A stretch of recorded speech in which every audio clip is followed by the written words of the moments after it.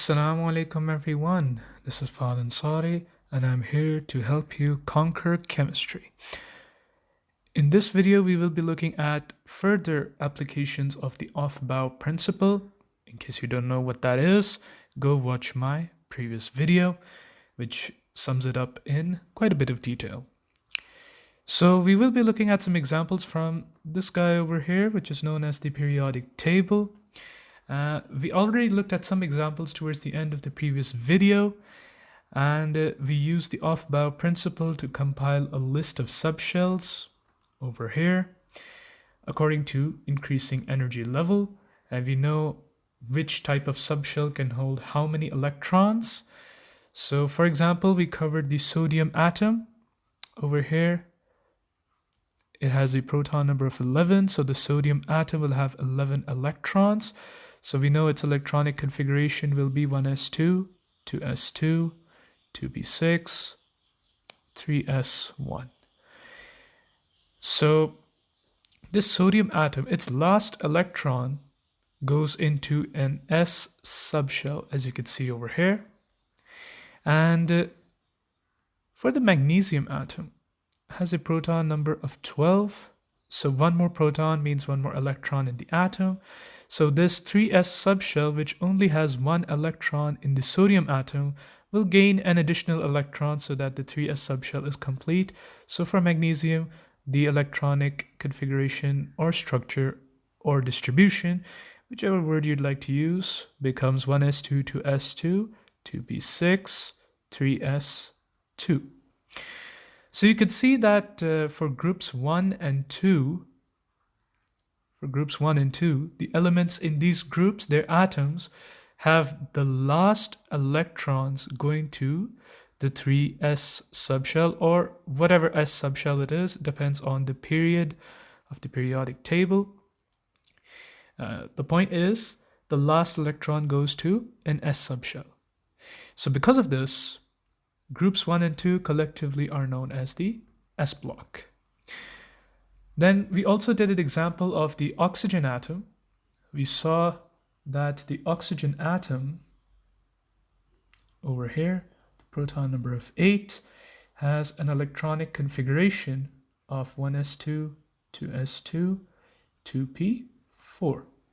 We also did the example of the neon atom, the proton number of 10, so 10 electrons. That gives us an electronic configuration of 1s2, 2s2, 2p6. All right. So you can see over here that the last electrons are not going to an s subshell, but they're going to a p subshell. All right. And this process starts from group 13 and goes on till group 18. So for example, in group 13, we have boron, which is a proton number of 5. It has an electronic configuration of 1s2, 2s2, 2p1. So the last electron is going to a p subshell. So in this case, because this is the second period, so in the 2p subshell, we get this last electron over here for boron and for oxygen and for neon as well. So groups 13 all the way to 18 of the periodic table are known as the P block.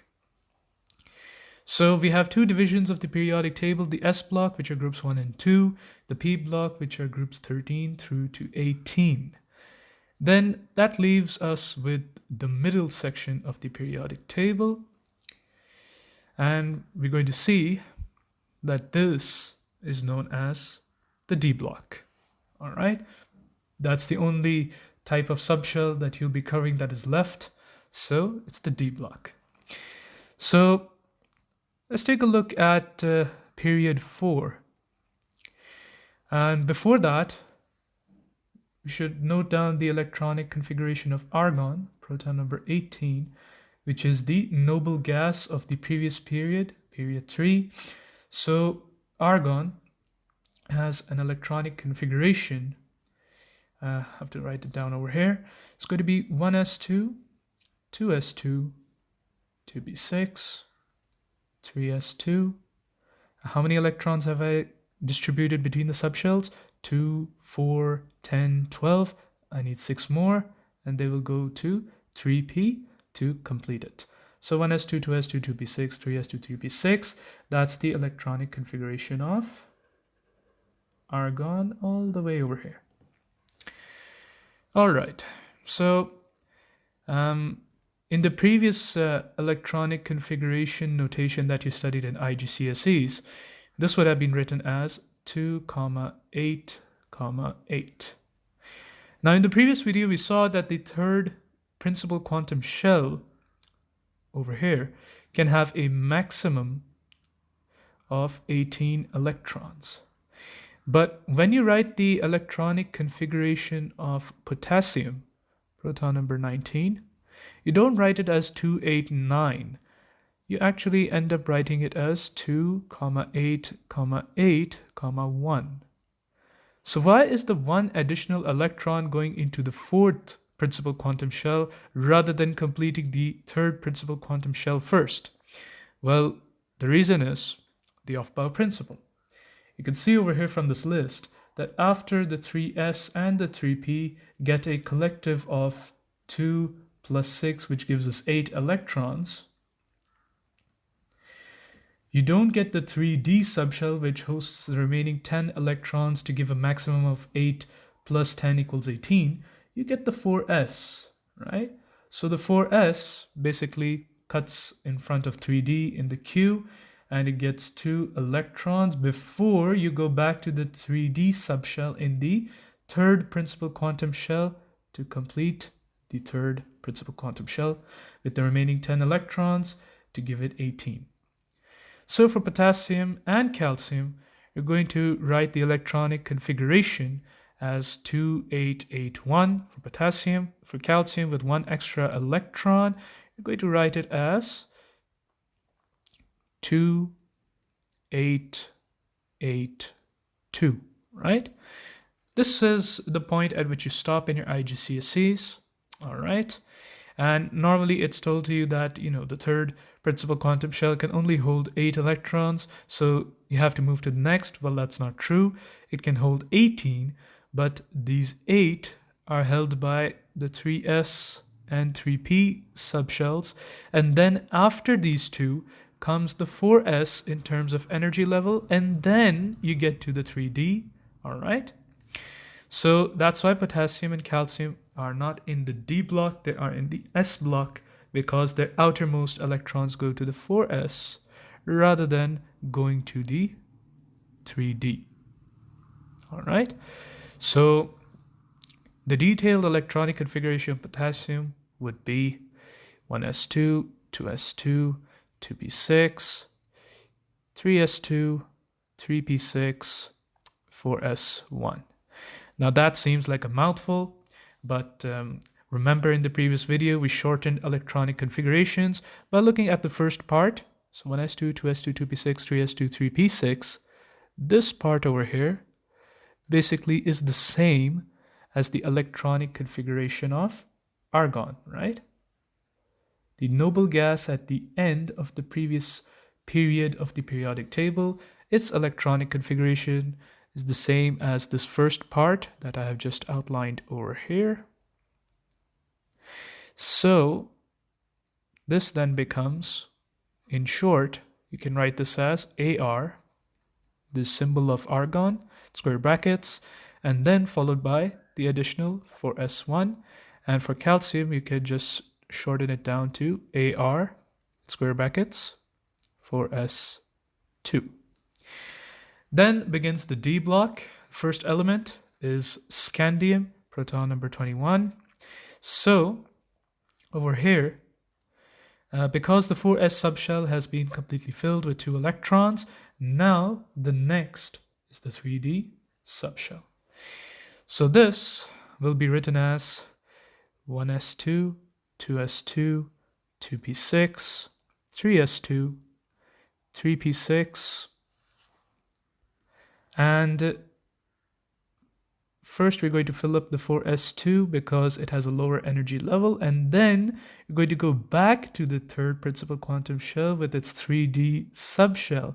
It's going to get the 1 extra electron, All right, and you can shorten this using the same method I used for potassium and calcium. It's going to be, this part is going to be replaced by AR in square brackets, and this part over here you can write over here as 3D1 for S2. Now, normally you write these subshells according to the order in which they're filled, but over here we wrote 3D before 4S because 3D belongs to the previous principal quantum shell, the third rather than the fourth. So after filling 4S with the 2 electrons, we're going to go back to 3D, which is part of the previous principal quantum shell. I'm going to fill it up. All right. So this was scandium proton number 21, 3D1. This is the last electron that goes to a 3D subshell or a D subshell in general. So that's why it's part of the D block. And this proton number 21, it's in group 3. And this goes all the way up to group 12. So there are 10 groups in this D block. So you're going to fill up the 3D in this fourth period of the periodic table with 1 electron from scandium all the way up to 10 electrons in zinc. Zinc has a proton number of 30. So this then becomes AR in square brackets followed by 3D10 for S2. All right. The 4S was already filled by calcium. So we had 10 electrons to give to the D block elements, 1 for scandium, then 2 for titanium, all the way up to 10 for zinc. All right. So this is the D block. We have 3 divisions of the periodic table, S, P, and D. All right. So we look at some of these transition elements, basically the D block elements, which mostly consists of transition elements. We're going to look at the electronic configurations of the atoms first, and we're going to see some exceptions to the rules of filling up the 3D subshell. By the way, these are all 4th period D block elements. So vanadium, proton number 23, is going to be, according to the Aufbau Principle, going to write it as 1s2, 2s2, 2p6, 3s2, 3p6, and then so far we have assigned 2, 4, 10, 12, 18 electrons. We have 5 electrons remaining to make it up to 23. 2 electrons will go to 4s, so 4s2, and then we have the 3D subshell that will be filled last. And in this, we will have 3 electrons, so 3D3 for S2. All right. And once again, this beginning part up till 3p6 can be summarized by AR, because this is the noble gas of the previous row of the periodic table, the 3rd row, and this is the element from the 4th row or period. The electronic configuration of argon is given here for reference. So the chromium atom is one of the exceptions. All right. Now, according to the rules of filling up the subshells, you would consider that after the electronic configuration of argon, you would have 4s2 that's already filled, and you would have 1 more electron to give to 3D. It already has 3 in vanadium, so in this case you would think it is 3D4. But that is incorrect. You will actually write this as 3D5 for S1. Now you might be wondering, the 4S is not complete in this electronic configuration. How is it that it only has 1 electron and then you start filling up the 3D with 5 electrons? Well, the thing is that the 4S and 3D subshells have a very small difference in energy. So the delta E between these 2 subshells is very small, right? The 3D and 4s are very close together, so electrons do not need a lot more energy or do not need to lose a lot of energy in order to switch between these two subshells. All right. Now, the 4s can hold only a maximum of 2 electrons, right?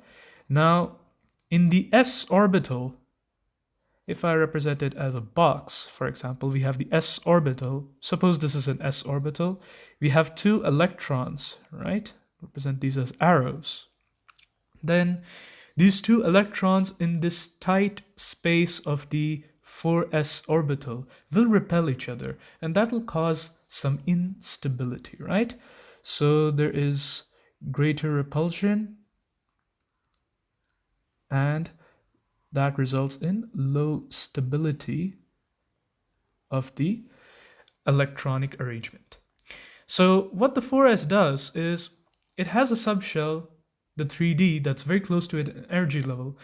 So the 4s thinks to itself, well, if I have 2 electrons, there's going to be a lot of fighting between them, right? They're going to repel each other. There's going to be instability. So why not I send one of the electrons to the 3D subshell, all right? The 3D subshell only has 4 electrons. It can hold a maximum of 10. So if I give it 1 electron, the 3D won't really feel a difference in repulsion levels, whereas the 4s subshell, will have a much lower repulsion and much higher stability. So the 4s, where it previously had 2 electrons, it gives up 1 electron, right? Previously over here, 2 electrons, it gives up 1 to the 3D over here. So it becomes 3d4 becomes 3d5 and 4s2 becomes 4s1. This results in greater stability, right? So this is one exception you need to remember for chromium. All right. So for manganese, proton number 25, the electronic configuration for this atom is Ar in square brackets. And this is 3d5 4s1. Now the 4s subshell can be completed once again. So become 3d5 4s2. All right. And then you will keep filling up the 3d subshell until you get to copper, which is another exception to the rule.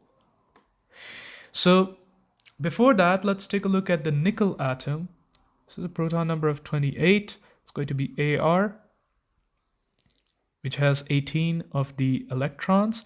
So 10 electrons remaining, 4s gets 2 of them, and 3d gets the remaining 8. All right, 3d8, 4s2. For copper, proton number 29, you would expect this to be Ar in square brackets, followed by 3d9, 4s2. But, surprise, surprise, this is incorrect. The 3d8 4s2 actually becomes 3d10 4s1, right? 3d9 4s2 becomes 3d10 4s1, right? And same reasons, the 4s had 2 electrons. These 2 electrons in this s orbital are very close together. They're repelling each other and they're causing instability. So the 4s gives 1 electron to the 3d. Now, you might be thinking that the 3d has 9 electrons and only needs 1 more to become complete. All right. But you will see that 1 electron in the 4s causes a greater change in stability, a greater percentage change in stability than the 1 electron being added to the 3D subshell, right? It already has 9. So adding a 10th electron would mean a very low percentage change in its stability, but the 4s has lost 50% of its electrons, so 50% increase in stability, right? So this will be 3d10 4s1. And then finally we have zinc, proton number 30. And this becomes Ar. 3d is already complete, so 3d10. And This 4s, which has only one electron, gets the second, and it is complete. That's the end of the D block, the first row of the D block elements. Now let's discuss some ions, all right? Now, whenever I write the electronic configurations of ions, it always helps me, especially for D block elements, it always helps me to write the electronic configuration of the atom first and then get rid of some electrons, right? Because these will lose electrons to form positive ions. So for the vanadium 5 ion, so proton number of 23, so let's write the electronic configuration of the atom, which is Ar in square brackets, followed by 4s2. 4s gets 2 electrons first.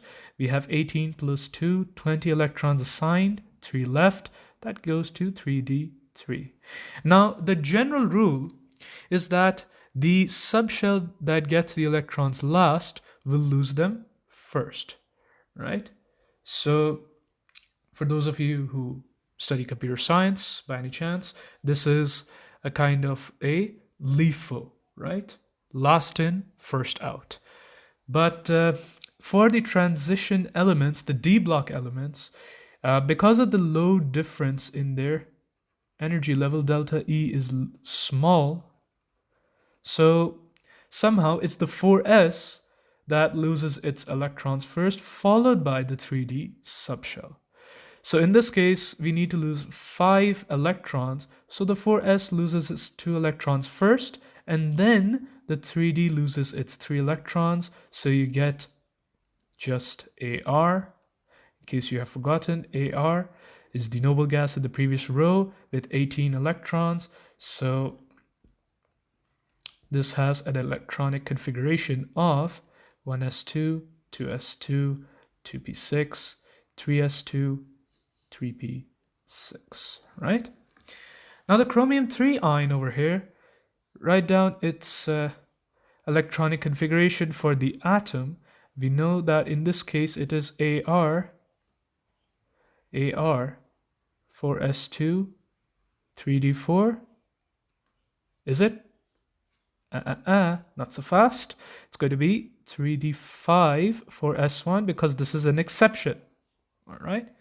Now it needs to lose 3 electrons, so it's going to lose it from the 4s first, right? Followed by 2 more electrons from the 3d, so 3d5 becomes 3d3. So this is Ar 3d3.